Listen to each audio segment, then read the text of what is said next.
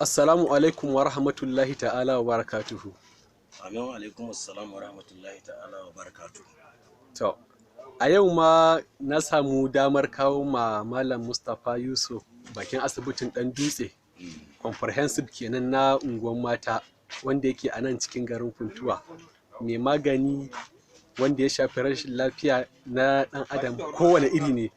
Domin ina tunanin ma har magani HIV za a iya samu a nan. Da yadda Allah.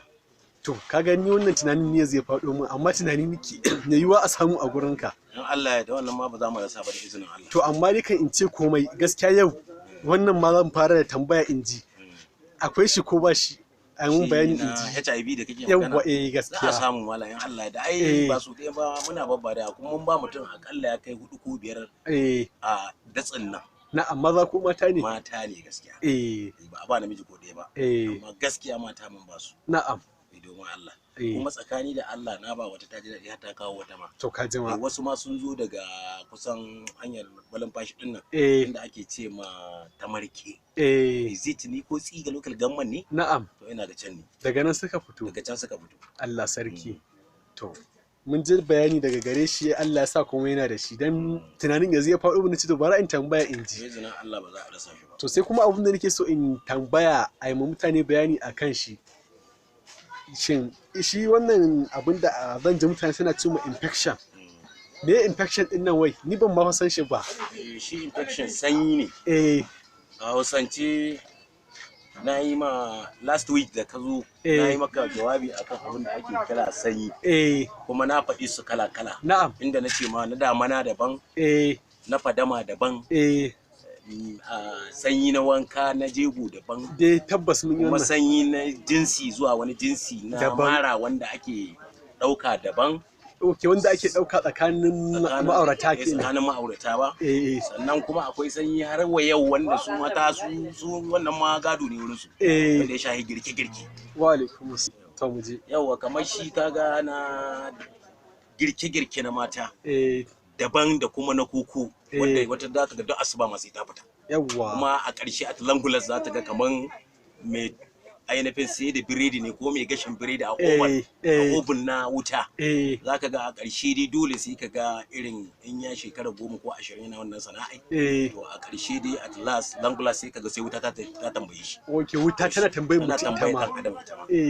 Kamar yadda sanyi irin masu aikin lambu yake tambayar su daga baya.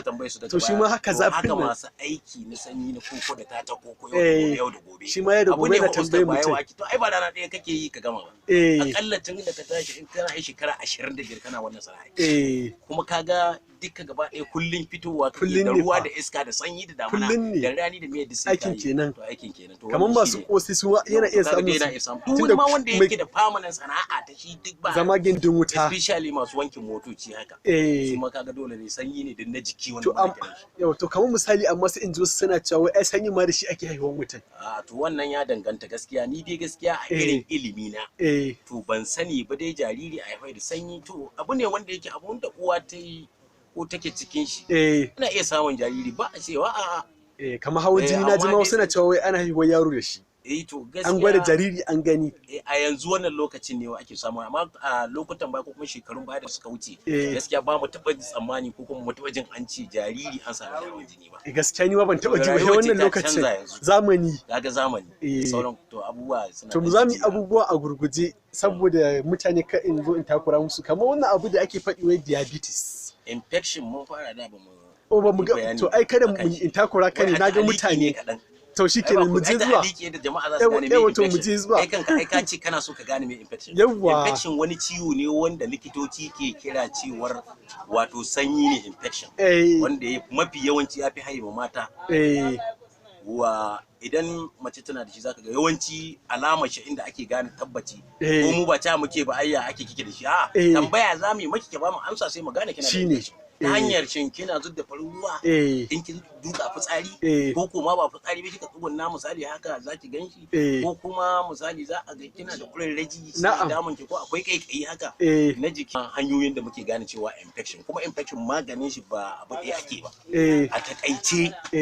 Kaga infections in kana so wanda ke da shi ya fita ya rabu da shi baki daya to gaskiya sai an mai wahala kuma sai an mai aiki dan ciwo ne tukuru Na'am. Yawa, saboda na farko yakan hana sha'awa. Allah Da sarki. jinsin nan guda biyu. Namiji da Namiji mace. da mace kwarai. In mace ke da shi In zai mace ke iya da shi za ta iya samun mai gida. In kai mai gida kake da shi kana iya sa mata. to wato shi yasa ake gwaji Shi kenan ake yanzu. gwaji a kansa kwarai. Kaga in mutum ya je gwaji ya ji gashi yana da shi ya je nemi Sai magani. je ni In magani. Allah ya sa zai samu sauki kafin Kwarai. lokacin da za a Kwarai kawai. yawa. Idan kuma ka ga misali to shi wani abu ne wanda na farko in kana so a cin mai. Eh Akwai magungunan shi muke bada na farko ma mukan ce to a nemi za mu bada ganyayyaki a leda wanda za a zuba a cika. na'am A ce ki je ki tafasa ki fara wanka da shi. yawa.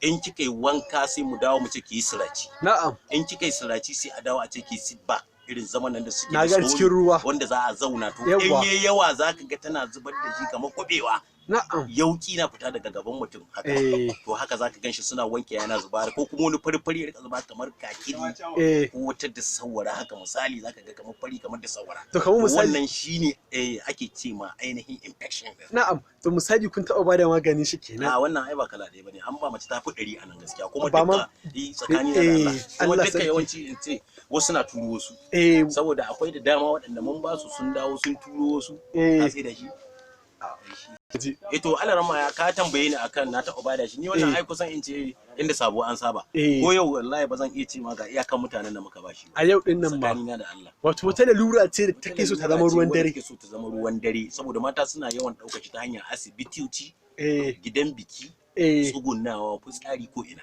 to maza ma na ɗaukar shi. maza sukan ɗauka amma ba su kai mata yawan ɗauka shi Wato namiji irin da mace bayin- akwai bambanci Eh akwai bambancin Jini. al'aura misali da jinsi Yawwa. ita mace kaga is open Na'am. kusan buɗe suke haka Ba misali shakka. shi kuma namiji yakan ma iya yin fitsarin a tsaye eh ita kan mace yau ko tafiya suke ana buƙatar ya mace ta kimtsa kanta ta na'am rika amfani da fanti bayan an sa fanti a samu dogon wando a sa Ba saboda shakka. wannan ƙurar da take shiga da iska da Tana yin gobe tashi. yana iya haihuwar mata ma da infection ba shakka. a wannan kawai yana iya Eh haihuwar mata da wato wannan shawara ce ma kake ba wannan shawara mutane ce nake ba jama'a su mata. su mata Eh. idan suna so su samu ainihin kariya Eh. ta musamman daga infection Na'am to yawanci ba a ce mace ta tafi sake ba na'am yana da kyau ta rika amfani da waya na fanti nata mai kyau da dogon wando mai kyau na'am. wanda zai tighten nata duk inda za ta je kuran nan da datti da ke shiga yana haifar masa da shi Wato wannan shawara ce dai ga mata. shawara ce ga mata Su kula kuma su kiyaye yana- saboda kula da lafiyar su yawa da kuma mazajen su Yawa, to saboda wannan- idan ta yawa, dauka kaga shi ita ma zai kaga shi ma dauka zai dauka. ba shakka. wannan shine Eh